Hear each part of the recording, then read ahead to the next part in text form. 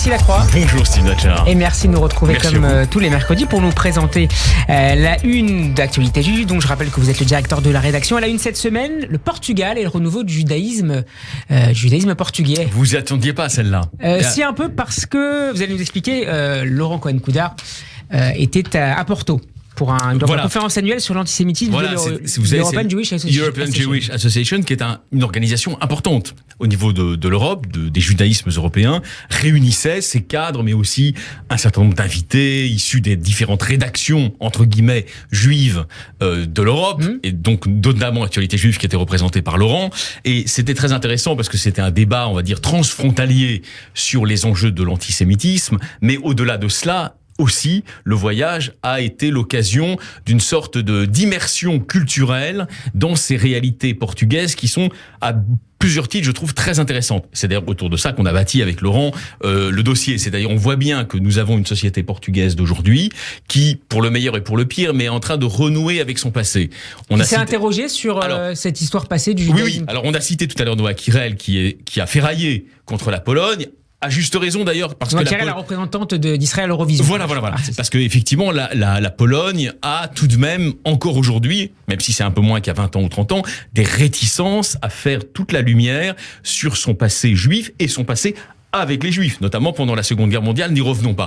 Le Portugal a sans doute des défauts, mais en revanche, il est engagé, comme l'Espagne, dans une sorte de teshuva réconciliatrice. Je m'explique. Aujourd'hui, de très nombreux Juifs de la planète, et notamment venus d'Israël, s'installent, investissent au Portugal, retrouvent une deuxième vie, par exemple pour les retraités, mais aussi un certain nombre d'étudiants, et ça a beaucoup frappé Laurent quand il est allé là-bas, des étudiants qui s'installent notamment dans les deux grandes villes portugaises, on va dire Lisbonne et Porto. Et évidemment, cela témoigne du fait que les blessures... Notamment dans le domaine dentaire, je crois, c'est ça ? Vous avez raison, absolument, vous connaissez bien cette affaire. Et cela témoigne probablement, Steve, du fait que nous sommes à un tournant de l'histoire portugaise, en ce sens qu'effectivement, les douleurs historiques que chacun connaît, mais il faut les rappeler, l'Inquisition, l'expulsion de 92, ce sentiment au fond qu'ont eu de nombreux Juifs de la péninsule ibérique, qu'ils étaient définitivement fâchés avec leur pays d'origine. Après, il y a eu un étoilement, vous savez bien, jusqu'à la Tunisie, des installations de Juifs portugais un peu partout, jusqu'au Levant, etc. Mais jusqu'à maintenant, la relation ne s'était pas véritablement renouée, en dépit du fait, et c'est historiquement intéressant, que le consul du Portugal a été l'un des hommes qui ont, en France, le plus activement milité pour le sauvetage des Juifs menacés par le régime de Vichy, par parenthèse. Et donc aujourd'hui, nous avons cette mémoire qui renaît, mais aussi dans un cadre qui est celui, je crois, de la reconstruction presque ad nihilo, si vous voulez, à partir de rien, d'une communauté juive originelle et originale qui est composé de nombreux alluvions venant de pays étrangers et notamment d'Israël. Donc c'est autour de ça qu'on a bâti le dossier. C'est un phénomène, au fond, assez prodigieux et très intéressant à analyser, qui est indissociable. J'en termine juste par là, qui est indissociable de la redécouverte progressive par la péninsule ibérique, même phénomène en Espagne, par parenthèse, de l'identité marane d'un certain nombre de Portugais et d'Espagnols qui jusqu'ici, on va dire jusqu'à il y a une vingtaine d'années, n'avaient pas spécialement cure de leur origine et de leur judaïsme caché. Est-ce, Alexis, une dynamique qui est amenée à se renforcer, notamment pour les retraités dont vous parliez tout à l'heure, retraités israéliens, qui ont des difficultés économiques à vivre à peu près convenablement en Israël ? Alors ça, c'est possible. Ça, c'est tout à fait possible. Je vous réponds très humblement, parce que c'est pas la peine de faire genre je maîtrise un dossier que je ne maîtrise pas.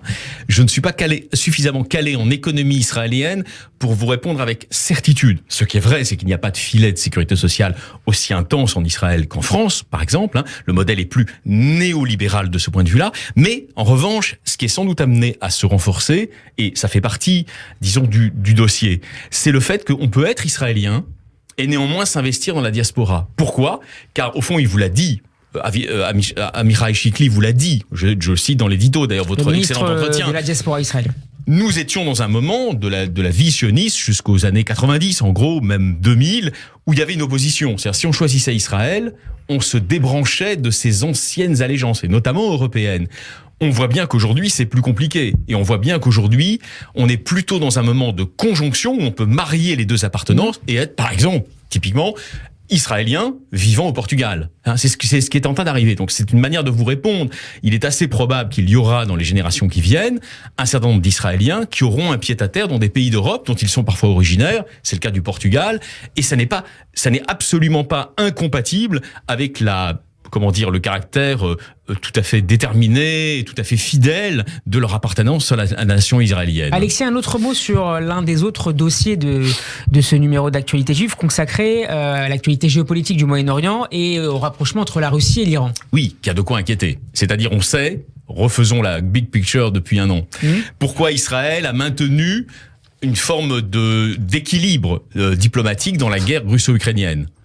Précisément, au nom de l'idée, qui n'est pas totalement erronée d'ailleurs historiquement, que Moscou a des liens d'affinité, de protection même, par certains côtés, avec Jérusalem. Et donc Jérusalem ne voulait pas s'aligner... Dans le dossier syrien. Exactement. Et donc, absolument. Et donc Jérusalem ne voulait pas s'aligner sur la position de Washington dans cette affaire et encore moins de l'OTAN.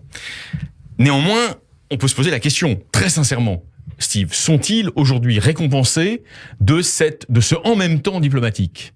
Pas forcément.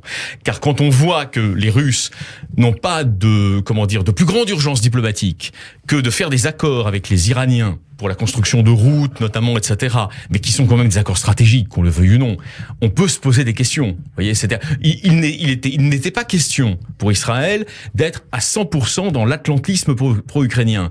En revanche, peut-être ne sont-ils pas récompensés de leurs efforts de ménager Moscou dans cette crise qui a passionné et qui passionne le monde entier. Merci beaucoup Alexis Lacroix d'avoir été avec nous. On peut retrouver ce nouveau numéro d'Actualité Juive en kiosque et sur abonnement sur le site actualitéjuive.com. Abonnez-vous à Actualité Juive.